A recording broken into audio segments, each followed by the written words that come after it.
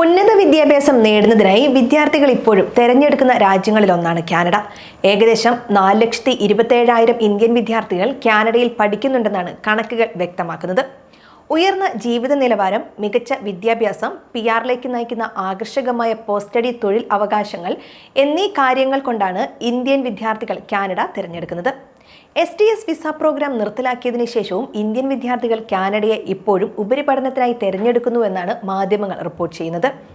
India ഉൾപ്പെടെ 14 രാജ്യങ്ങളിൽ നിന്നുള്ള വിദ്യാർത്ഥികൾക്കായി കനേഡിയൻ സർക്കാർ 2018 ആരംഭിച്ച പദ്ധതിയാണ് സ്റ്റുഡന്റ് ഡയറക്ട് സ്ട്രീം വിസ. ഈ വിസ പ്രോഗ്രാമാണ് ഇപ്പോൾ കാനഡ നിർത്തലാക്കിയിരിക്കുന്നത്.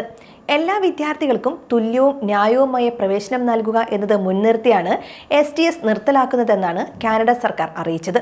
വിസ പ്രോസസ്സിംഗ് സമയം കാര്യക്ഷമമാക്കുന്നതിനും വേഗത്തിൽ ട്രാക്ക് ചെയ്യുന്നതിനുമാണ് സ്റ്റുഡന്റ് ഡയറക്ട് സ്ട്രീം പ്രോഗ്രാം നടപ്പിലാക്കിയത്.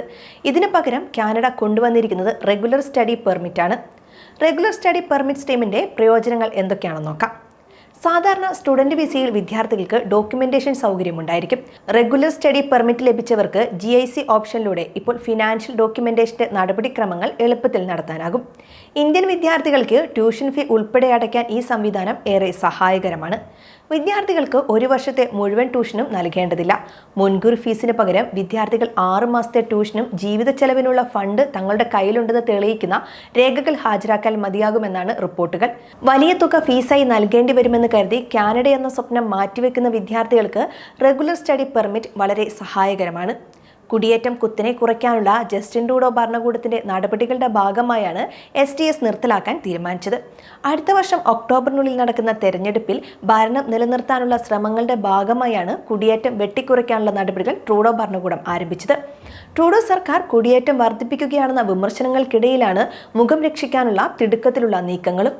നേരത്തെ വിദേശ വിദ്യാർത്ഥികൾക്ക് നൽകി വന്നിരുന്ന സ്റ്റഡി പെർമിറ്റുകളുടെ എണ്ണം കുറയ്ക്കാനും വിദേശ തൊഴിലാളി നിയമങ്ങൾ കർശനമാക്കാനും കാനഡ സർക്കാർ തീരുമാനിച്ചിരുന്നു. രാജ്യത്തെ താൽക്കാലിക താമസക്കാരുടെ എണ്ണം കുറയ്ക്കാനുള്ള ലക്ഷ്യത്തിന്റെ ഭാഗമായിരുന്നു നടപടി. വിദേശ വിദ്യാർത്ഥികൾക്ക് ഈ വർഷം നൽകുന്ന പെർമിറ്റ് 30% കുറയ്ക്കാനും അടുത്ത വർഷം അതിന്റെ 10% കുറയ്ക്കാനുമാണ് കാനഡ തീരുമാനിച്ചിരിക്കുന്നത്. STS വിസ ഒഴിവാക്കിയതിനാൽ അതിനുശേഷം ലഭിക്കുന്ന അപേക്ഷകൾ റെഗുലർ സ്റ്റഡി പെർമിറ്റ് സ്ട്രീം വഴിയാകും പരിഗണിക്കുകയെന്ന് കനേഡിയൻ സർക്കാർ നേരത്തെ തന്നെ അറിയിച്ചിരുന്നു. കാനഡ ഇപ്പോഴും ആഗോള പ്രതിഭകൾക്കുള്ള ഒരു ജനപ്രിയ ഇടം തന്നെയാണ്.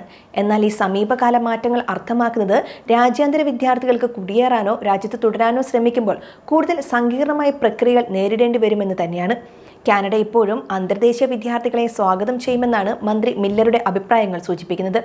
എന്നാൽ സ്ഥിരതാമസമോ വർക്ക് പെർമിറ്റോ നേടുന്നതിനുള്ള അപേക്ഷകൾ പരിശോധിക്കുമ്പോൾ രാജ്യത്തിന്റെ ദീർഘകാല സാമ്പത്തികവും സാമൂഹികവുമായ ആവശ്യങ്ങൾക്ക് പിന്തുണ നൽകുന്നതിനായിരിക്കും കൂടുതൽ ശ്രദ്ധ കേന്ദ്രീകരിക്കുക.